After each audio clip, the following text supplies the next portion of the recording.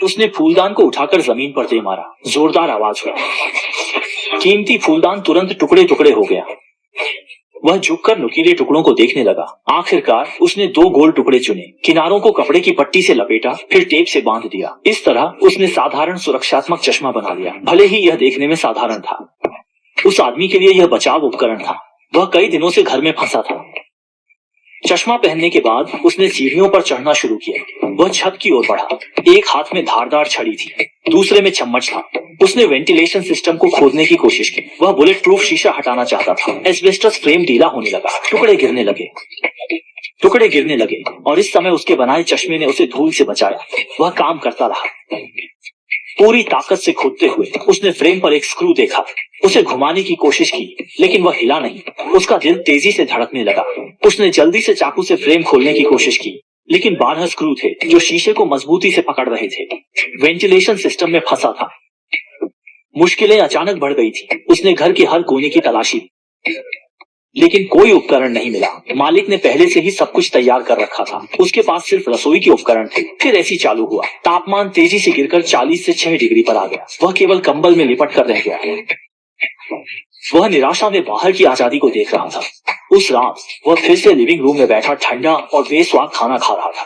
अचानक उसने मॉनिटर पर देखा कि एक सफाई कर्मचारी मुख्य द्वार के बाहर आराम कर रहा था।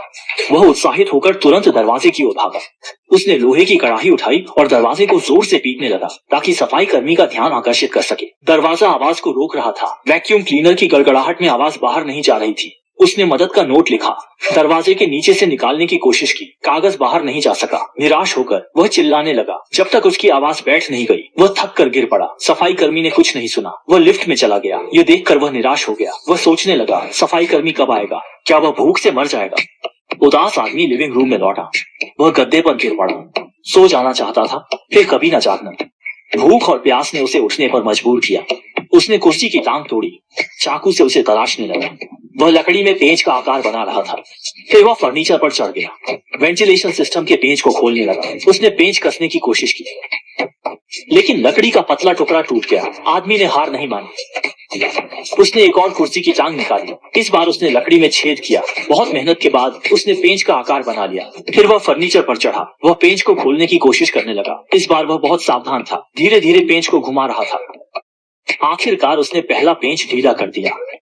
यह छोटा पेंच उसके लिए जीवन की उम्मीद था। अगले कुछ दिनों तक वह पेंच खोलने में जुटा रहा। भूख लगने पर वह पौधों की पत्तियां चबाता और प्यास लगने पर उनका रस पीता। लकड़ी का पेंच टूटने पर वह तुरंत नया बना लेता। कितने दिन बीत गए यह उसे याद नहीं। उसने विला की सारी कुर्सियां तोड़ दी। एक बार वह गिरा और उसकी टांग टूट गई। कई दिनों की कड़ी मेहनत के बाद उसने वेंटिलेशन सिस्टम के सभी पेंच खोल दिए। बुलेट प्रूफ शीशा हटाने के बाद वह लिविंग रूम में चला गया। कांपते हाथों से उसने एक पछतावा पत्र लिखा। फिर दर्द सहते हुए बाहर निकलने की कोशिश की। 2 महीने की कठिन यात्रा ने उसे सिखाया, अब वह कभी चोर नहीं बनेगा।